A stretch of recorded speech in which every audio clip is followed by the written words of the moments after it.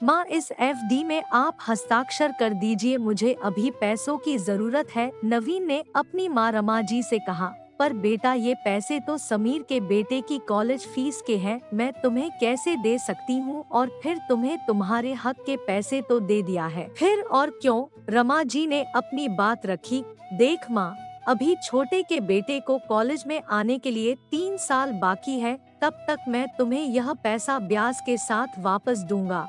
अभी मुझे पैसों की सख्त जरूरत है और आपके पास है, तो मैं कहीं उधार मांगने क्यों जाऊं, नवीन ने कहा। अच्छा, एक बार मैं समीर से बात कर लूं, फिर तुम्हें हस्ताक्षर करके दे दूंगी, रमा जी ने कहा। अच्छा, समझ गया मैं, मुझसे ज्यादा आपको छोटे पर विश्वास है, कोई बात नहीं, नहीं चाहिए मुझे आपके पैसे, मैं कहीं और से इंतजाम कर लूंगा, नवीन ने गुस्से में आकर रमा जी को इमोशनली ब्लैकमेल करते हुए कहा। नवीन की बात से रमा जी थोड़ी भावुक हो गई, क्या करती वो भी, आखिर बेचारी माँ का दिल है जो पसीज गया, और उन्होंने एफडी पर अपने हस्ताक्षर करके दे दिया। दरअसल बात यह है कि विधवा रमा जी के 2 बेटे हैं, नवीन और समीर, दोनों की आमदनी इतनी अच्छी नहीं है, तो रमा जी का जो भी पेंशन जाता है उसमें से रमा जी एफडी करवा कर रखती है और पैसे अपने पोते को पढ़ाने में खर्च करती है। नवीन के दोनों बेटा बेटी पढ़कर जॉब करने लगे थे, पर नवीन पैसों के मोह में इतना अंधा हो गया या कि वो अपने बच्चों के पैसों को हाथ तक नहीं लगाता था और बूढ़ी माँ से जरूरत के नाम पर पैसा मांगता रहता है। आज भी उसने वही किया। ऐसे ही 3 साल गुजर गए और समीर के बेटा का कॉलेज में जाने का समय आ गया। समीर ने फीस के लिए अपनी माँ से आधी रकम मांगी, जबकि उसने आधी रकम का जुगाड़ कर लिया था अपनी आमदनी से बचाकर।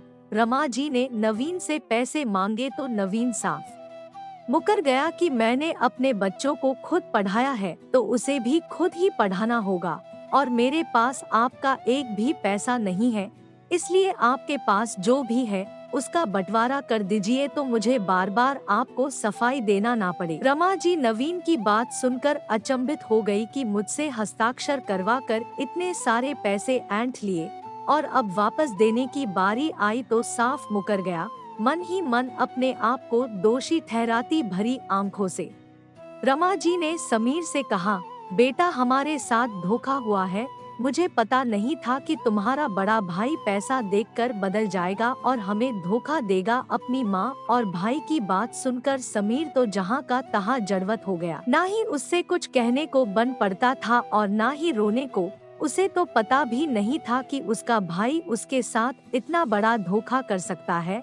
समीर की हालात देखकर नवीन ने मुस्कुराते हुए कहा, चिंता क्यों करता है, मैं हूँ ना, मुझसे उधार ले ले और जब बच्चा कमाने लगे तो ब्याज के साथ वापस लौटा देना।